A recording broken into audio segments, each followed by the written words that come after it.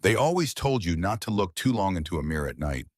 You never believed in those old superstitions, the ones about how mirrors could be portals to other worlds, or how they could trap your soul if you stared too long. You were logical, grounded in reality. Mirrors were just glass and silver, reflecting light and creating an image, nothing more. But tonight something was different. You had been working late, eyes glued to your computer screen, the blue light searing into your brain as you typed furiously to meet a deadline. The clock struck 2:00 a.m. when you finally finished. Your body screamed for sleep, but your mind was too wired, too tense to simply crawl into bed.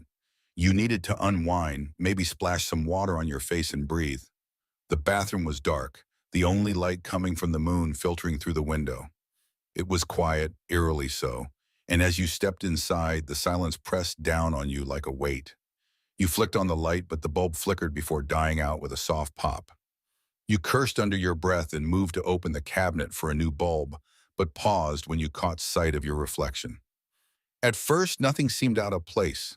You looked tired, exhausted even, with dark circles under your eyes and hair slightly disheveled. But as you leaned closer to the mirror, you noticed something strange. Your reflection's eyes didn't quite match your own. They were duller, almost lifeless, as if they belonged to a corpse rather than a living person. You blinked, and for a moment, your reflection didn't. You stepped back, heart beginning to race. The logical part of your brain tried to reason it away. Maybe you were just overtired. Maybe it was a trick of the light. But then the reflection did something that made your blood run cold. It smiled. Not a normal smile, not the kind you would give yourself when feeling proud or amused. This was a slow, creeping grin, one that spread across its face like a crack in glass, distorting the features into something grotesque, something inhuman. You stumbled back, hitting the wall behind you, eyes locked on the mirror. The reflection was still smiling, but now it began to move.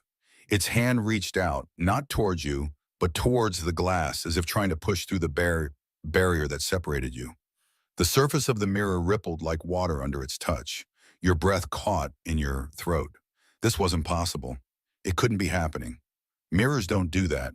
Reflections don't move on their own. You wanted to turn away, to run, but your body was frozen, paralyzed by fear. The reflection's hand pressed harder against the glass, and you could hear a faint cracking sound, like ice breaking on a frozen lake. The mirror began to fracture, thin lines spreading out from where its hand had touched. But instead of shattering, the pieces started to peel away, curling back like the petals of a flower. Something was coming through. Your mind screamed at you to run, to get away from the mirror, but it was too late. The reflection's hand broke through the surface, now solid, now real, and it reached for you with pale, cold fingers. You could feel the icy chill radiating from it, the air around you growing colder by the second. The hand gripped your wrist, and you finally found your voice, letting out a scream that echoed through the house. You tried to pull away, but its grip was like iron, dragging you closer to the mirror. Your other hand frantically searched for anything to fight back, but all you found was the smooth surface of the sink. With one last desperate effort, you yanked your arm, trying to free yourself, but the reflection's strength was unnatural, inhuman. It pulled you towards the mirror, and as your face neared the glass, you could see into its eyes, those dead, soulless eyes, and behind them you saw something else, something dark and malevolent, lurking just beyond the surface, waiting to claim you. The last thing you saw before your head hit the mirror was your own reflection, grinning at you with that twisted smile. And then the glass shattered. Darkness swallowed you whole. You wake up, gasping for breath, drenched in cold sweat.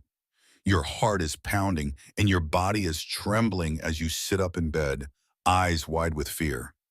It was just a nightmare, you tell yourself. Just a horrible, vivid nightmare. But something doesn't feel right.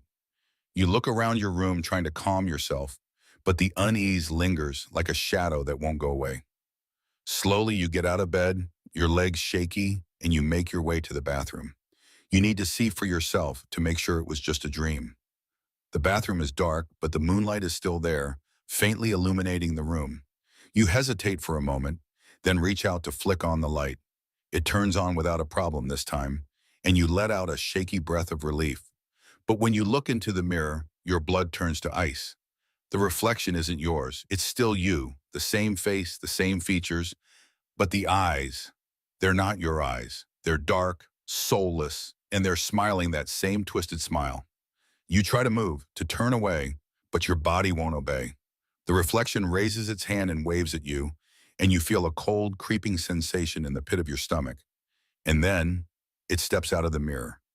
You want to scream, to run, but you're frozen in place as it approaches you, its movement slow, deliberate. It reaches out, and when its fingers touch your skin, you feel a chill so deep it seems to seep into your bones. With a final terrified thought, you realize the truth. You're still in the mirror, trapped, watching helplessly as the thing that was once your reflection takes your place. And in the darkness, you can see countless other reflections, all trapped, all screaming silently behind the glass. The last thing you see before everything goes black is your own reflection, now grinning at you with those dead, hollow eyes. And then you're gone.